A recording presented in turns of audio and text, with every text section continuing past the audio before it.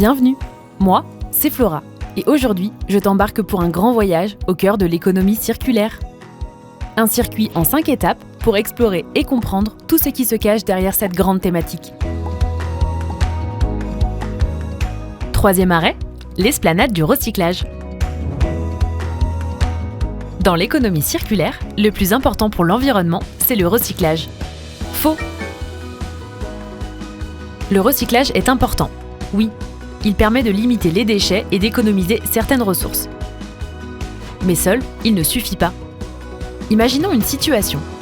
Si la quantité de déchets double et que dans le même temps on améliore le recyclage de 30 à 45%, eh bien il y aura quand même plus de déchets rejetés dans la nature. Même logique pour les ressources. Si on recycle 2 fois plus, mais que notre consommation pour fabriquer les produits est multipliée par 4, alors il faut malgré tout extraire davantage de ressources naturelles. Conclusion, le recyclage n'est efficace que s'il s'accompagne de 2 choses essentielles. Moins consommer et mieux concevoir les produits. Il y a une autre réalité. Le recyclage n'est pas toujours simple, ni toujours possible.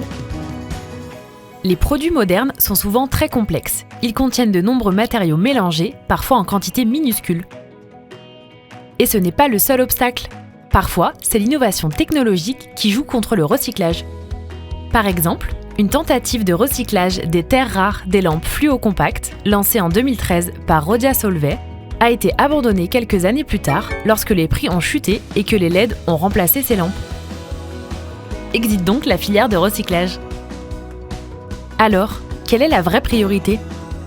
Une étude récente, menée par Carole Charbuyet, montre que pour les smartphones, les modèles les plus écologiques ne sont pas les plus recyclables. Ce sont ceux qui durent le plus longtemps. Quand on parle de l'économie circulaire, on pense souvent au recyclage. Mais en réalité, tout se joue bien avant. 80% de l'impact d'un produit se décide dès sa conception. Dans le réseau Solucir, 30% des acteurs agissent en amont, sur l'éco-conception, la sobriété ou l'économie de la fonctionnalité. La majorité, 70%, se concentre sur le réemploi, la réparation et la réutilisation. Et en Savoie-Mont-Blanc, les initiatives sont nombreuses et interviennent à différentes étapes. Gold agit à la fois sur l'éco-conception et le recyclage, en concevant des prises d'escalade recyclables et recyclées. Empreinte locale, avec sa marque Pangolin, allie éco-conception et relocalisation pour des vêtements en lin cultivés en France.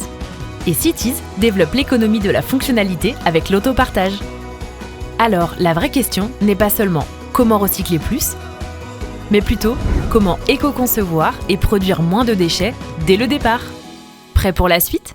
Alors rendez-vous à la prochaine étape du voyage au cœur de l'économie circulaire avec la Fondation USMB.